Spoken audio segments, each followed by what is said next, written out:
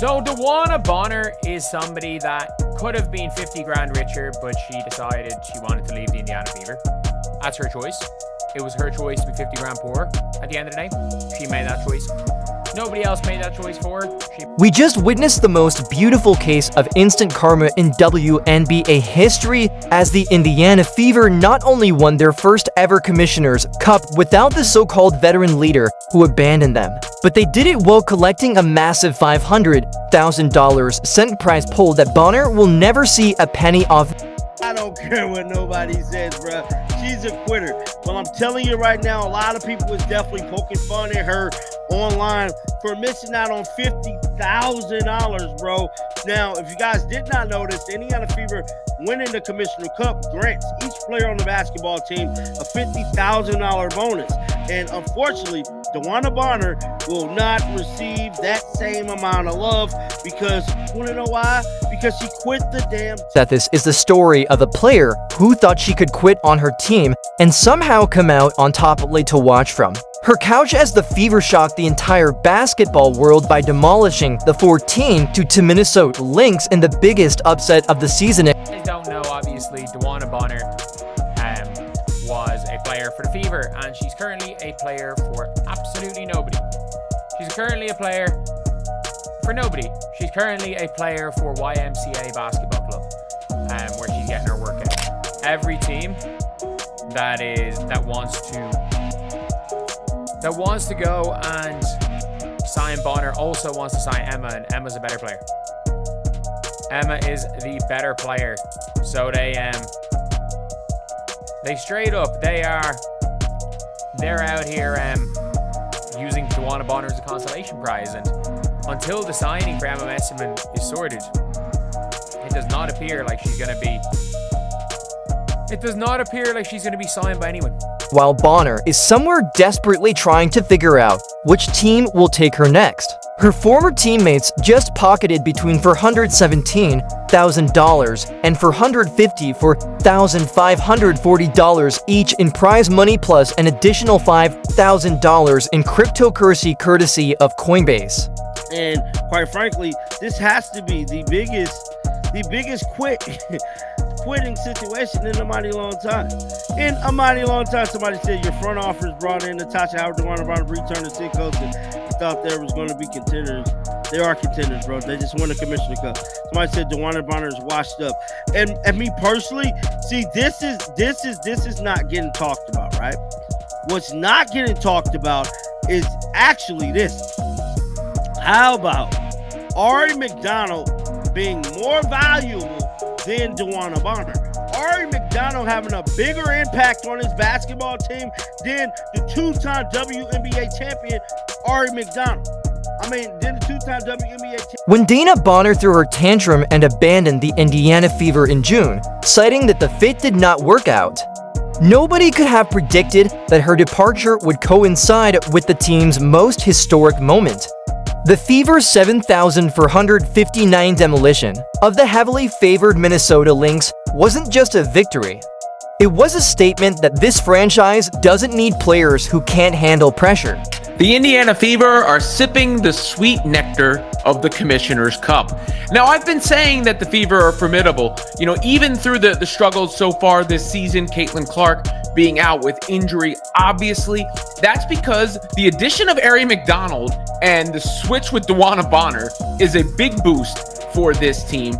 That's because I've seen other trends that point in the right direction. Obviously, Aaliyah Boston is a star. Kelsey Mitchell continues to thrive. They got that production from Natasha Howard that was missing to the tune of Commissioner's Cup MVP. Role players stepped up. Sophie Cunningham, Lexi Hull's been there all season. You put that together with a healthy CC, and I do think the WNBA has to still watch out for the Indiana Fever. The Indiana Fever are sipping the sweet nectar of the Commissioner Cup.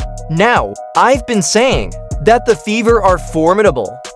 Even through the struggles so far this season, Caitlin Clark being out with injury, obviously, that's because the addition of Ari McDonald and the switch with Dana Bonner is a big boost for this team. That's because I've seen other trends that point in the right direction. Obviously, Aliyah Boston is a star. Kelsey Mitchell continues to thrive. They got that production from Natasha Howard that was missing to the tune of Commissioner's Cup MVP. Role players stepped up. Sophie Cunningham, Lexi Hall's been there all season. You put that together with a healthy CC, and I do think the WNBA has to still watch out for the Indiana Fever. If you are enjoying, please subscribe. Picture this, Bonner sitting at home on Tuesday night, probably watching her former team celebrate their first trophy since 2012, knowing that she could have been holding that Commissioner's Cup and cashing that bonus check. Instead, she's fielding calls from agents trying to find her a new home, with her preferred destinations being the Phoenix Mercury or Atlanta Dream teams that might not even want a player who quits mid-season. Funny now, but I know it ain't funny to her because, yeah, she's been awkwardly quiet. She didn't congratulate the team for whatever reason. And yeah, people was definitely poking fun at her online. Let's go to somebody said, I know Dewanna Bonner sitting at home big mad, like I know she is, bro. I know she hella mad right now, 50k going down the drain. One fan saying missing out on an extra 30k. Irony is absolutely delicious. Bonner signed a $200,000 0 contract with the Fever, expecting to be a starter and veteran leader for a championship contender. When coach Stephanie White made the obvious decision to bench her after she averaged a pathetic 6 points on 2 of 12 shooting in her first 3 starts, Bonner couldn't handle the reality check. She disappeared from the team for 5 straight games, citing personal reasons, which we all know is code for my feelings are hurt. Like she couldn't fit with the rotations of the team. She's upset that Lexi Hall took her spot. That's the truth. Little blonde girl from next door took her spot. That's what it was. Well, Lexi Hall is a good basketball player. I think she earned that spot in my opinion. And she's shooting very well from the 3. She's an excellent 3-point shooter this season. She's a sniper this season. And she hustles, she gets rebounds, she gets steals. She puts her heart out every while Bonner was pouting and planning her exit strategy. The Fever found their real veteran presence in Ari McDonald. And boy, did McDonald make Bonner look even more foolish with her performance in the Commissioner Cup final. McDonald scored 12 points, grabbed 3 rebounds, recorded 1 steal, and had 2 blocks in 25 minutes of championship basketball. The kind of clutch performance that Bonner never delivered for this team, McDonald's journey makes Bonner's tantrum look even more pathetic. Let's go, boy, the beast is finally back, man. Somebody that waited patiently and wanted to be here, man. Get that string bean paper clip built as the wanna bear up out of here. That's why you got waived, and we brought back Miss Ari McDonald, who made more of an impact on a hardship deal than your goofy ass did.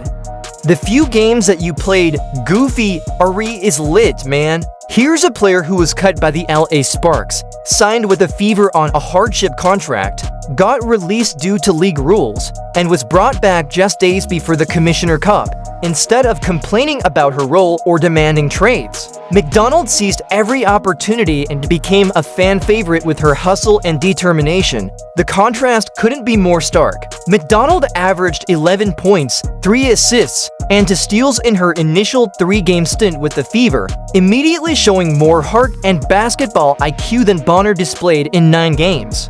When the Fever needed someone to step up in the biggest game in franchise history, McDonald delivered exactly what Bonner never could. Championship-level performance under pressure. It is Ari McDonald, 12 points. She played well as well. 12 points, 2 blocks, 3 rebounds for A.R. McDonald, 5 for 6 from the field. Ari McDonald and Sophie Cunningham, from an efficiency standpoint, they had themselves quite the ball game. Sophie Cunningham for 6 from the field, 3 for 5 from the 3-point line, 13 points, 7 rebounds off the bench for Sophie Cunningham. Stephanie White saw something that she didn't like seeing so much from Lexi Hall, and Lexi Hall only played 15 minutes, giving a majority of that time to Sophie Cunningham. At the end of the day, let's talk about how massive this upset really was. The Minnesota Lynx entered the Commissioner Cup final with a 14-2 record, the best in the WBA, and were expected to cruise past a Fever team that was 88 and missing their superstar. The Lynx had the highest offensive rating in the league and were coming off dominant performances all season long. Everyone, and I mean everyone, predicted the Lynx would handle the Fever easily. Vegas had them favored, analysts picked Minnesota, and most fans expected a blowout. The Lynx were the defending Commissioner's Cup champions.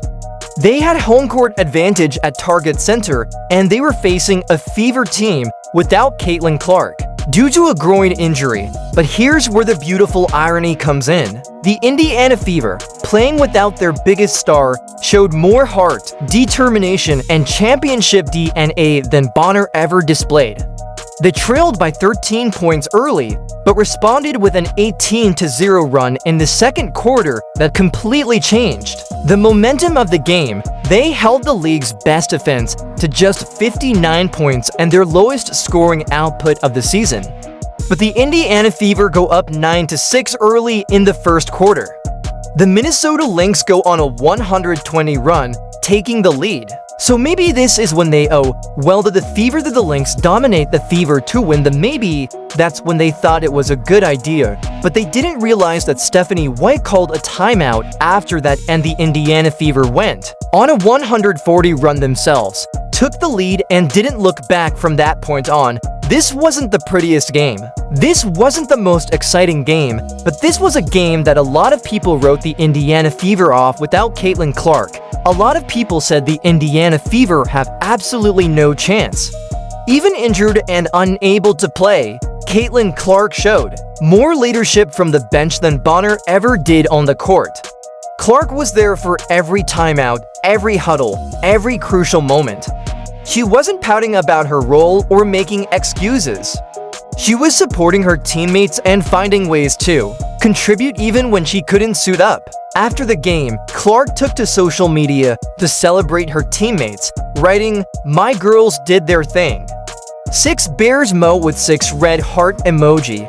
This is what real veteran leadership looks like. Putting the team first, celebrating other success, and finding ways to help even when you're not in the spotlight. The footage of Clark on the sideline during the trophy celebration is particularly telling. She stood with Lexi Hall and Sydney Carlson chatting with Sophie Cunningham, letting her teammates have their moment in the spotlight. She could have pushed to the front, made it about her, but instead chose to celebrate from the background. Compare that to Bonner, who couldn't even show up to games when her feelings got hurt. You know, some of the other aspects of that, like I said, you had the plays within the game. You had Kelsey Mitchell finding Sophie Cunningham on this play for a big 3 that led to a CC celebration. Cunningham's cut off in the angle, see, there she is. And there's Caitlin Clark, Sophie Cunningham. Let's talk about the money because this is where the karma gets even sweeter. The Commissioner Cup victory came with a $500,000 prize pool, which works out to roughly $42,000 per player. Additionally, every player received $5,000 in cryptocurrency, and the MVP Natasha Howard earned an extra $5,000 bonus. Bonner, who was making $200,000 for the entire season, just watched her former teammates pocket nearly a quarter of her annual salary in one night. And here's the kicker, she would have been eligible for that bonus if she hadn't quit on the team. Instead, she's trying to sign somewhere else for the prorated veteran minimum, which is significantly less than what she was making with the Fever. Meanwhile, A.R. McDonald, who was resigned for approximately $53,000 for the remainder of the season, just earned almost as much in bonus money as her entire contract is worth. She went from being cut by the Sparks to earning championship money in a matter of weeks, all because she had the work ethic and